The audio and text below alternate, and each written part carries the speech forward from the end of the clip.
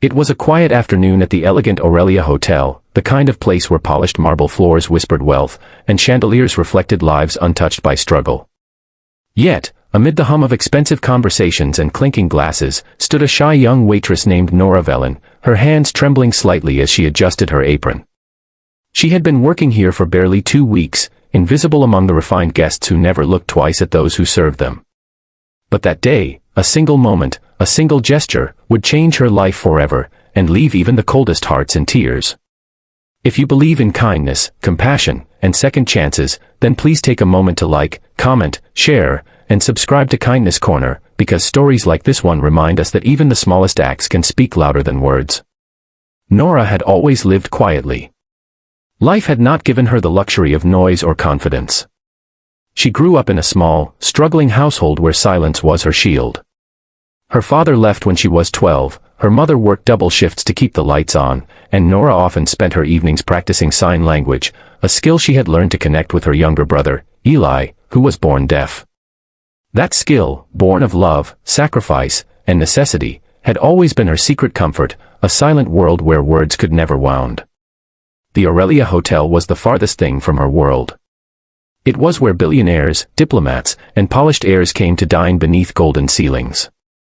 And that afternoon, Nora was assigned to serve at Table 9, a private setting reserved for billionaire Adrian Cole and his mother, Margaret Cole, a woman of grace, dressed in pearls and quiet dignity.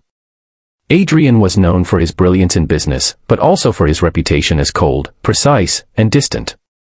Most of the staff whispered about him, a man who built an empire yet seemed untouched by humanity. When Nora approached their table, her palms damp with nerves, she noticed something that made her pause. Margaret Cole wasn't responding to the waiter's questions. Instead, she smiled softly, trying to read lips. Then Nora saw it, a discreet hearing aid and the way Adrian gently leaned closer to his mother when speaking. Nora's heart clenched. She recognized the effort, the familiar rhythm of someone living between two worlds, one filled with sound and one embraced by silence. Adrian glanced up impatiently, noticing the hesitation in Nora's stance. He expected formality, efficiency, not empathy. But before he could speak, Nora took a small, steadying breath. Then, with trembling hands, she began to sign. Her fingers moved gracefully, expressing what her lips could not. Would you like still or sparkling water? For a heartbeat, everything around them froze. Margaret's eyes widened in disbelief, her hand flying to her chest as if those silent gestures had reached deeper than any word could. Then tears welled in her eyes, tears of recognition, of gratitude, of joy. She signed back slowly, "You know sign language?" Nora nodded, smiling softly, her heart racing. Adrian stared in stunned silence. For years, he had seen the world treat his mother with polite pity or awkward impatience. Waiters avoided her, conversations excluded her, and every dinner outing was a careful balancing act to protect her from embarrassment. But now, across the linen table, his mother was laughing, truly laughing, as her hands moved in perfect rhythm with a stranger's. As the lunch went on, something magical unfolded. Nora didn't just serve, she connected. She signed each question, each menu option, and even shared small, light-hearted signs that made Margaret's eyes sparkle like they hadn't in years. Other guests began to notice, the billionaire's mother chatting joyfully with the shy waitress, and whispers spread through the dining hall. Adrian didn't care.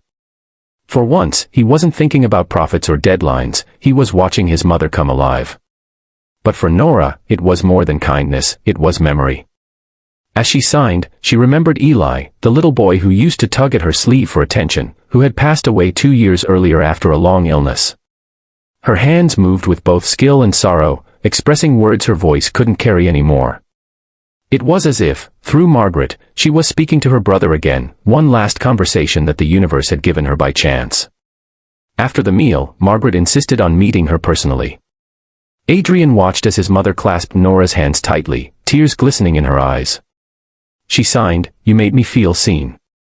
You reminded me I'm not alone." Nora's lips trembled as she signed back, "You reminded me that love never disappears." The quiet beauty of that exchange made the air around them almost sacred. Later, Adrian called Nora aside. She braced herself for criticism, maybe even reprimand. After all, she had gone beyond her duties. But instead, Adrian's voice was different, softer, uncertain. He told her how his mother had felt isolated for years, even in her own home, and how no one had ever cared enough to communicate with her this way. Then, in a rare moment of vulnerability, he confessed that his mother had taught him the importance of empathy, something he had lost somewhere between boardrooms and business wars. Nora's simple act had reminded him what truly mattered. He asked Nora about her life, and when she mentioned her brother, he understood the depth behind her gestures. Without saying much, Adrian arranged for the hotel to sponsor free sign language training for all its staff, in memory of Eli, though Nora never asked for it.